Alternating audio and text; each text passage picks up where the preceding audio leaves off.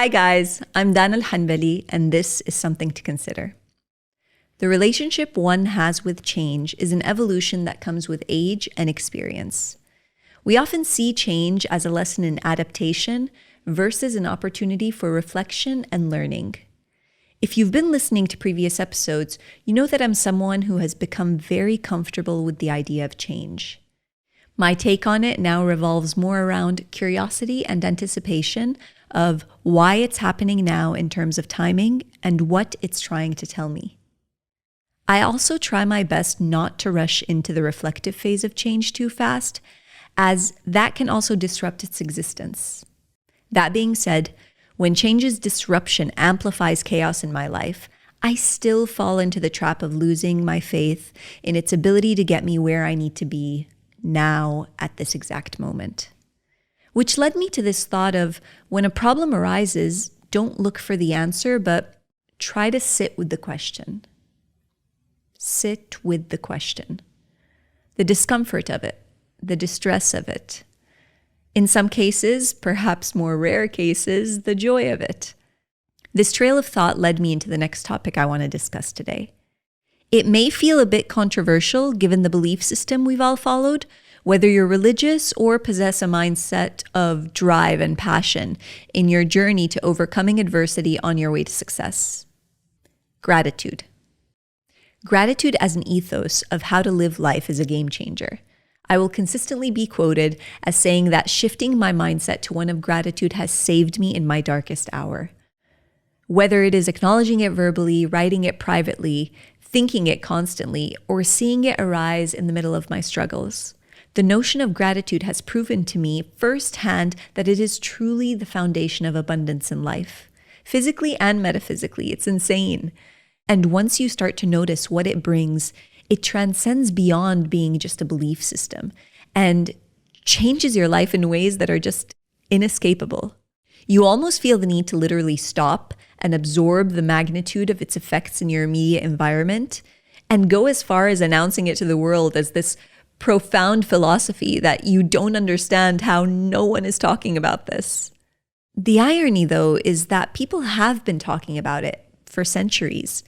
People have referenced it in history, movies, religion, culture, even traditions passed down from generation to generation. There are businesses that have been built and scientific studies published on the premise of how gratitude can exponentially better one's life once it is immersed into the way you think and act on a daily basis. Just yesterday, I was sharing this with a friend of mine. This notion of how living life like I was the luckiest girl on earth has rewired the way I think, where instead of things happening to me, I see how they are happening for me. Where getting sick has become, oh, my body just needs some rest and love, and I'm glad that I can slow down today. And not winning a piece of new business has become, oh, this must mean that there's something better coming for me. But this isn't the kind of gratitude that I'm questioning. Well, sort of. The consideration today comes in the form of a question that I'm sure has crossed your mind at some point in time. And that question is, if we are truly grateful for what we have and truly living this life of boundless gratitude for everything from our environment, our job, our blessings, our relationship, our families, everything, then why change? Why do we as people change or invest in changing aspects of our lives or seek alternative paths if the whole point of living a full life is to be grateful for what we have? No questions asked, no fight to be made. Just say Alhamdulillah about everything. This thought sent me down a cross-section of conflicting thoughts that frustrated me very much, particularly because I could not figure out where the line starts and ends when it comes to being content versus aspiring for more or for change. Does the mere thought of wanting more make me less grateful? Does it make me less deserving? Isn't this gluttonous nature a sin within itself? Also, does the change have to start as a response to external circumstances that naturally come with life? When does one need to be proactive? I remember feeling this most when I would make major decisions in life. Decisions like moving from Dubai back home to Kuwait, then from Kuwait to Dubai again. When I left a particular job in pursuit of one that would give me something I couldn't even define yet. When I decided not to get married to a particular person. When I left the security of a job to start a business and become an entrepreneur. When I sold and exited my very successful business. Decisions that did not make sense for anyone else. Why, Dana? Why can't you just be grateful for what you have? Why can't you just be content? When will enough be enough? I was bombarded by these questions that I truly did not have answers to. And while I admit these are warranted questions to be asked, especially from those who may care about me deeply, it was overwhelming to feel the weight of explanations I felt I owed. Explanations that, again, I didn't have answers to, nor did I feel like anyone would understand. How do we honor our hunger for growth and our gratitude for the present? When is more just more? And what do we do about the impeding fear of our blessings being taken away from us as a result of not being grateful? When we go through life thinking that everything we have has been given and that it can be taken away, it implies that this idea of accountability is sitting with someone outside of ourselves. All right, let's keep religious beliefs aside for now as we try and examine the philosophical thought behind this. If something is given to you because, let's say, you are deemed worthy, what does that leave for the pursuit of anything? Where does that leave us in terms of progressive development as individuals? Because when accountability is removed from the equation, it in turn takes away the notion of us having a hand in participating actively in life.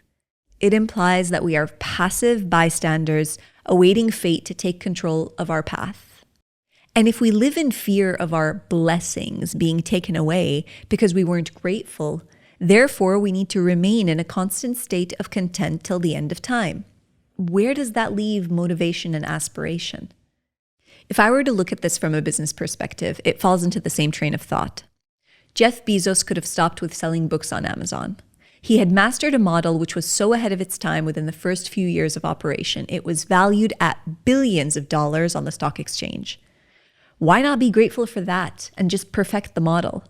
Why become what some would call the backbone of modern consumerism on the internet? It was the immense success of Amazon as a business model that drove its visionary to reevaluate the state of his business and his purpose from being the world's largest bookstore to a destination built around the customer to find and buy anything online. Yes, I understand I'm leaving out facts about his particular story and the commitments that come from being a listed company, but it makes sense even as an investor. If it ain't broke, don't fix it, right? So I started to wonder where this feeling or drive for change comes from. What makes me take the first step in participating in change in my life? Why does anyone do this really? And in my own research and conversations with others, I found that it is actually more instinctual than we realize. It starts and ends from a place within ourselves that we so often ignore. Our gut. Is it any wonder that we're always told to listen to our gut when logic is no longer serving a purpose in managing life's discomfort? Aristotle referred to the gut as the seat of the soul and believed that certain emotions actually originate from the gut. So now scientists have established, after denying it for so long, that there is in fact a connection between the gut and the brain through a complex network of nerves, hormones, and other signaling molecules. This connection is known as the gut-brain axis, and it has been linked to a variety of health issues, including, but not limited to, anxiety, depression, and other mental health disorders. Interesting. So as mental health research becomes more accessible to all and more of a conversation in our daily lives today, we finally get a confirmation that something inside of ourselves has the power to drive decisions that isn't necessarily rooted in logic alone, that when ignored can actually cause issues with mental health? How interesting. Interesting/convenient. When the world is at a stage in its history where almost 1 billion people, 970 million to be exact, suffer from some form of mental illness that is being treated with some sort of drug. We only now start to talk about links like this? Today, the term listen to your gut is often used as a way of encouraging people to trust their intuition and pay attention to their inner feelings and instincts. This can include paying attention to gut feelings when making decisions or tuning in to the body's signals when something doesn't quite feel right. In reflecting on this, I read a really interesting book called We Are Our Brains by Dick Schwab. He says, listening to our gut instincts can be a powerful tool in decision making.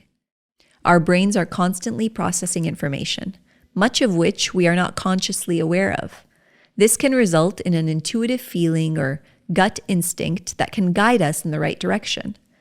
Research has shown that our brains are able to process complex information and come to a conclusion much faster than our conscious minds. This means that our gut instincts can sometimes be more accurate than our conscious reasoning.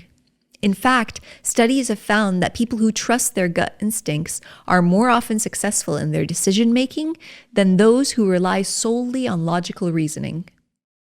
Trusting our gut instincts can also help us navigate uncertain or ambiguous situations. When faced with a decision that lacks clear information, our gut instincts can help us identify potential risks or opportunities.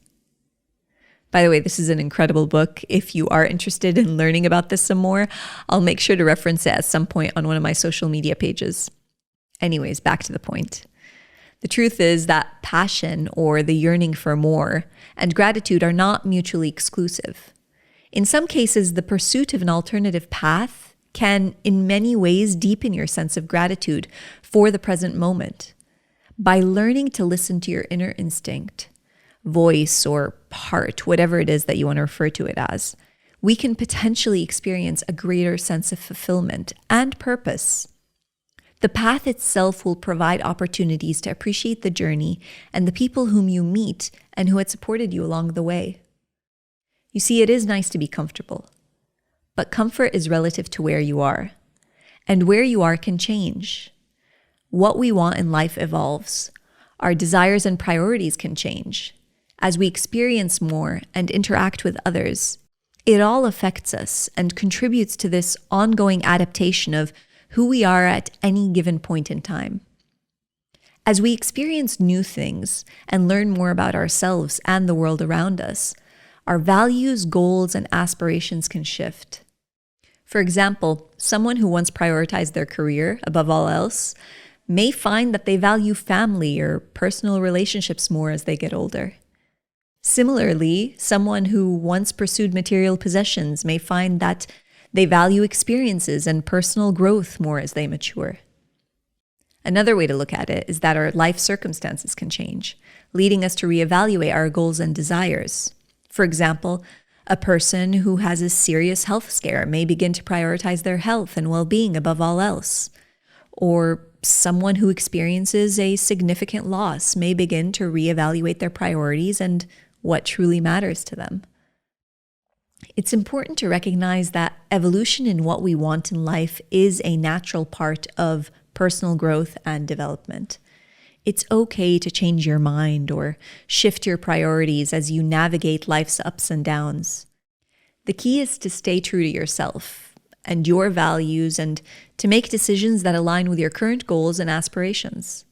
I think it was Earl Nightingale who was credited with saying, "Most of us tiptoe our way through life, hoping we make it safely to death." Regardless of the exact source of this quote, the sentiment behind it is a powerful reminder to live life to the fullest and to pursue our goals and aspirations with passion and purpose.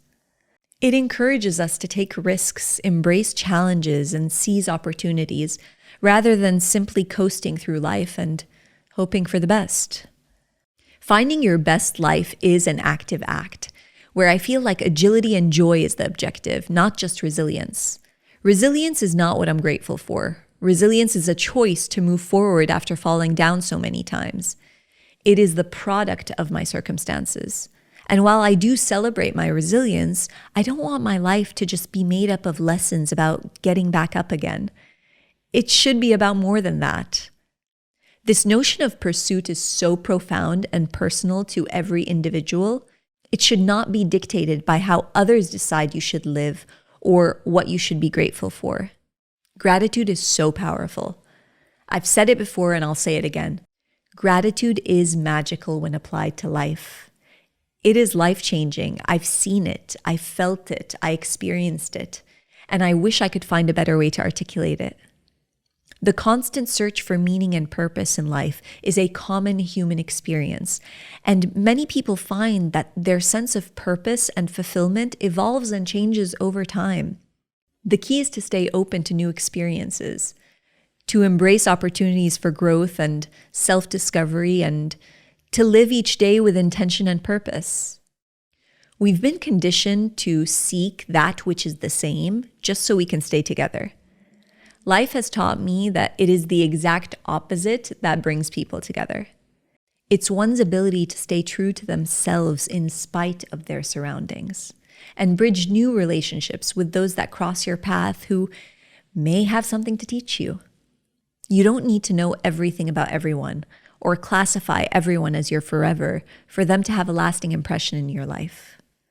On that note, I think it's important to acknowledge that everybody owes a lot to everybody in life. We spend so much time repeating that story of how we did it all alone or in spite of circumstances, which, if we are honest with ourselves, isn't completely true.